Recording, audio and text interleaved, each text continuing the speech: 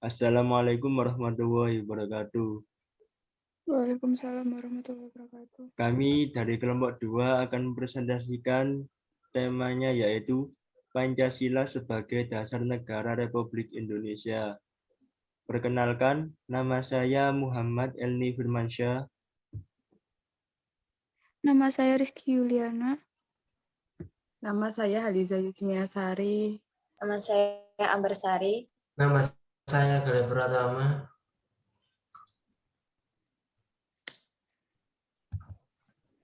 Slide yang pertama akan dijelaskan oleh Mbak Ana, yaitu konsep negara, beserta slide yang kedua. Dipersilahkan. Definisi negara menurut para ahli Aristoteles, negara adalah persekutuan daripada keluarga dan desa guna memperoleh hidup yang sebaik-baiknya. Hansen Kelsen, negara suatu susunan pergaulan hidup bersama dengan tata paksa. Harold Laski, negara adalah sebagai suatu organisasi paksaan. Menurut Diponolo, negara adalah suatu organisasi kekuasaan yang berdaulat yang dengan tata pemerintahan melaksanakan tata tertib atas suatu umat di suatu daerah tertentu.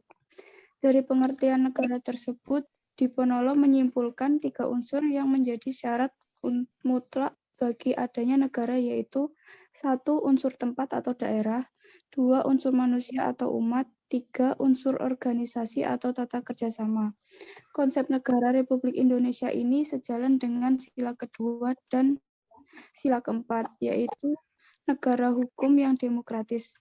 Dan juga demikian dalam pasal 1 ayat 2 Undang-Undang Dasar 1945, kedaulatan dalam di tangan rakyat dan dilaksanakan menurut Undang-Undang Dasar.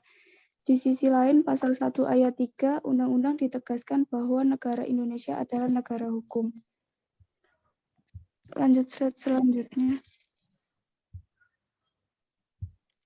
Tujuan negara sendiri ada 2, yaitu tujuan negara secara teoritik, kekuatan, kekuasaan, dan keagungan sebagai tujuan negara, keadilan sebagai tujuan negara, kesejahteraan hidup sebagai tujuan negara, dan kemerdekaan sebagai tujuan negara.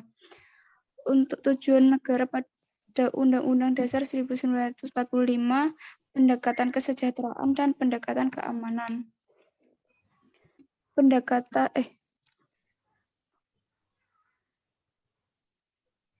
Tujuan tersebut telah dijelaskan dalam pembukaan Undang-Undang Dasar 1945 di alinea keempat yang disebutkan untuk membentuk suatu pemerintahan Republik Indonesia yang melindungi segenap bangsa Indonesia dan seluruh tumpah darah Indonesia, dan untuk memajukan kesejahteraan umum, melaksanakan ketertiban dunia berdasarkan kemerdekaan, perdamaian abadi, dan keadilan sosial. Terima kasih. Saya akan meneruskan apa yang dijelaskan oleh Mbak Ana. Urgensi dasar negara. Urgensi Pancasila sebagai dasar negara yaitu yang pertama, agar para pejabat publik dapat menyelenggarakan negara tidak kehilangan arah. Yang kedua, agar partisipasi aktif seluruh warga negara dalam proses pembangunan dalam berbagai bidang kehidupan bangsa dijiwai oleh nilai-nilai Pancasila. Dengan demikian, pada gilirannya nanti cita-cita dan tujuan negara dapat diwujudkan sehingga secara bertahap dapat diwujudkan masyarakat yang makmur dalam keadilan dan masyarakat yang adil dalam kemakmuran. Alasan diperlukan kajian Pancasila sebagai dasar negara. Pancasila merupakan pandangan hidup dan kepribadian bangsa yang nilai-nilainya bersifat nasional yang mendasari kebudayaan bangsa. Maka nilai-nilai tersebut merupakan perwujudan dari aspirasi atau cita-cita hidup bangsa. Yang kedua, perpecahan bangsa Indonesia akan mudah dihindari karena pandangan Pancasila bertumbuh pada pola hidup yang berdasarkan keseimbangan, keselarasan, dan keserasian sehingga berbeda apapun yang dapat dibina menjadi suatu pola kehidupan yang dinamis, penuh dengan keanekaragaman yang berada dalam satu keseragaman yang kokoh. Yang ketiga, dalam peraturan yang berlandaskan nilai-nilai Pancasila, maka perasaan adil dan tidak adil dapat diminimalkan. Poin keempat, diharapkan warga negara dapat memahami dan melaksanakan Pancasila dalam kehidupan sehari-hari, dimulai dari kegiatan-kegiatan sederhana yang menggambarkan hadirnya nilai-nilai Pancasila dalam masyarakat. Yang terakhir, seharusnya masyarakat lebih mengerti dan memahami dalam pengaktualisasian nilai-nilai Pancasila dalam kehidupan kenegaraan, menjadi panutan bagi warga negara yang lain, agar masyarakat luas meyakini bahwa Pancasila hadir dalam setiap hembusan nafas bangsa Indonesia. Terima kasih. Slide selanjutnya akan dibacakan oleh Mbak Lisa. Sumber yuridis Pancasila. Sumber yuridis merupakan dasar negara Republik Indonesia sebagaimana pada pembukaan UUD 1945 yang kehadirannya ditempa dalam proses kebangsaan Indonesia. Penuguhan Pancasila sebagai dasar negara sebagaimana terdapat pada pembukaan dimuat dalam ketetapan MPR nomor 18 MPR 1998 tentang Pancasila Eka Prasetya Pancakarsa dan ketetapan tentang penegasan Pancasila sebagai dasar negara. Secara yuridis, ketatanegaraan Pancasila merupakan dasar negara Republik Indonesia sebagaimana terdapat pada pembukaan Undang-Undang tahun 1945 yang jika ditegaskan dalam Undang-Undang nomor 12 tahun 2011 tentang pembentukan perundang-undangan bahwa Pancasila merupakan sumber dari segala hukum negara.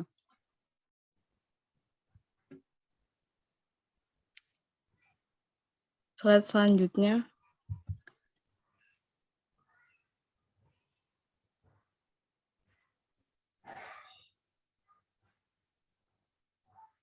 Sumber historis Pancasila. Pada tanggal 1 Juni 1945, dalam sidang, Insinyur Soekarno berpidato mengenai calon rumusan dasar negara Indonesia untuk memberikan nama Pancasila yang artinya 5 dasar. Pada tanggal 17 Agustus 1945, memproklamasikan kemerdekaannya dan kemudian keesokan harinya, tepat pada tanggal 18 Agustus 1945, disahkan Undang-Undang Dasar 1945 yang di dalamnya memuat isi rumusan 5 prinsip sebagai satu dasar negara yang diberi nama Pancasila.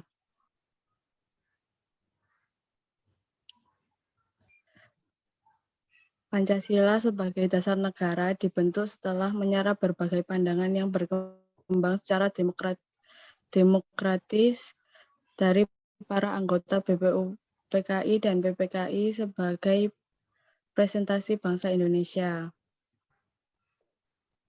Pancasila dijadikan sebagai dasar negara yaitu sewaktu ditetapkan pembukaan Undang-Undang Dasar Negara Kesatuan Republik Indonesia pada tahun 1945 pada 8 Agustus 1945. Sekian dari saya.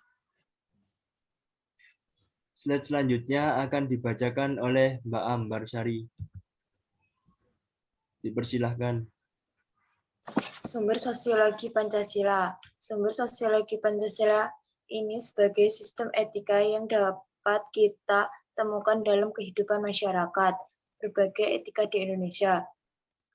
Sebagai dasar sumber sosiologi Pancasila sebagai dasar negara telah berakar dalam kehidupan masyarakat. Sumber sosiologi Pancasila, seluruh kehidupan masyarakat di Indonesia diatur oleh Pancasila sesuai dengan perundang-undang baik dalam lingkup keluarga, masyarakat.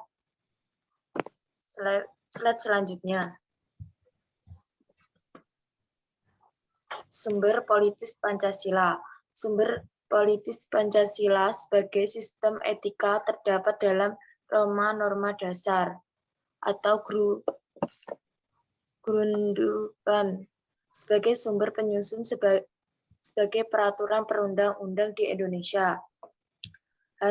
Hans Kelsen mengatakan bahwa teori hukum itu suatu norma yang berbentuk piramida. Sumber politik Pancasila menjadi sebuah bentuk pedoman di dalam melaksanakan pemerintahan yang ada di Indonesia, sehingga menjadi sebuah sumber dari hukum yang mengatur Indonesia itu sendiri.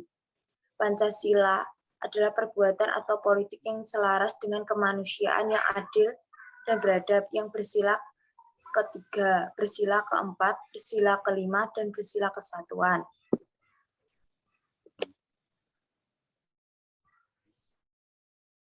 Terima kasih. Slide selanjutnya akan dibacakan oleh Mas Gali. Kepadanya dipersilahkan. Argumen tentang dinamika dan tantangan Pancasila sebagai dasar negara. Dinamika Pancasila sebagai ideologi negara dalam sejarah bangsa Indonesia memperlihatkan adanya pasang surut dalam pelaksanaan nilai-nilai Pancasila. Sebagaimana diketahui bahwa Soekarno adalah termasuk seorang perumus, bahkan penggali dan pemberi nama dasar negara.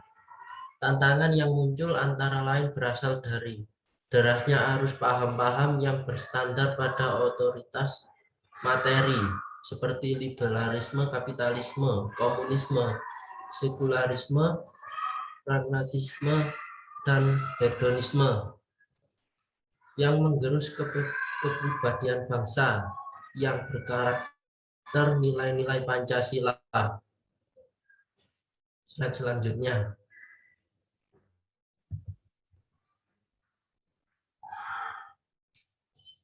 Esensi dan urgensi Pancasila sebagai dasar negara.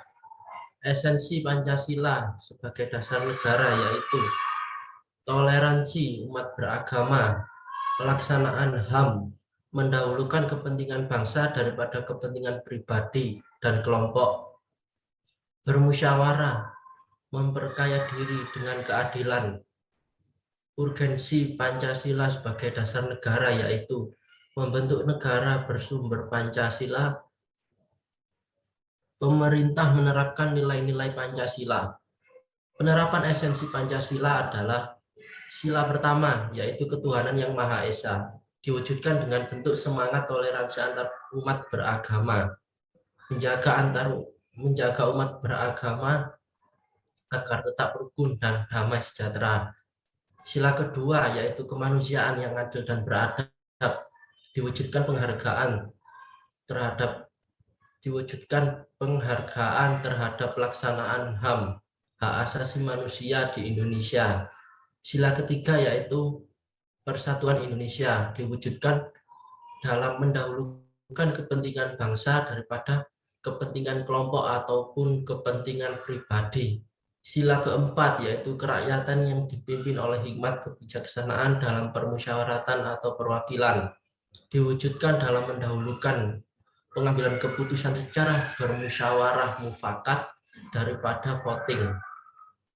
Sila kelima yaitu keadilan sosial bagi seluruh rakyat Indonesia, diwujudkan dalam bentuk memperkaya diri atau kelompok dengan keadilan tanpa diskriminasi. Penerapan urgensi Pancasila dibagi menjadi dua pendekatan.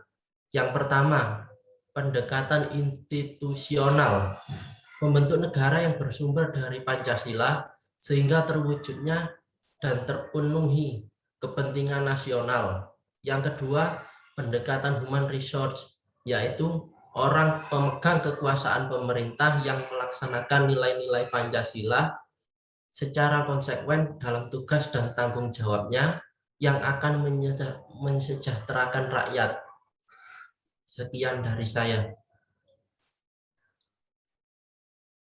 Slide selanjutnya akan dibacakan oleh Mbak Lisa.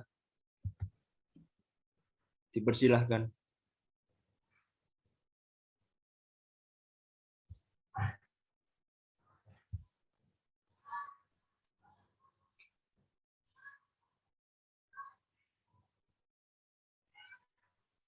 Studi kasus tantangan Pancasila sebagai dasar negara. Tantangan bangsa Indonesia dalam menerapkan Pancasila sebagai dasar negara adalah tantangan dalam menurunnya rasa persatuan dan kesatuan antar warga bangsa. Tantangan terhadap perkembangan dunia yang begitu sangat cepat, serta tantangan terhadap tantangan yang dihadapi bersumber dari kondisi kehidupan masyarakat yang diwarnai oleh kehidupan yang serba bebas. Kebebasan berekspresi, kebebasan berorganisasi, kebebasan berbicara, dan sebagainya.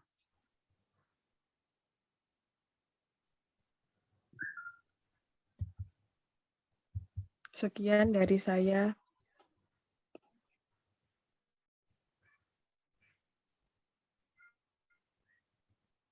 Kami dari kelompok 2 mohon maaf apabila salah kata.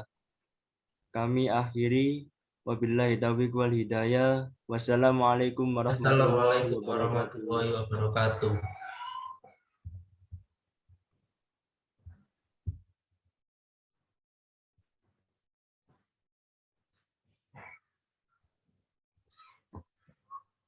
wabarakatuh.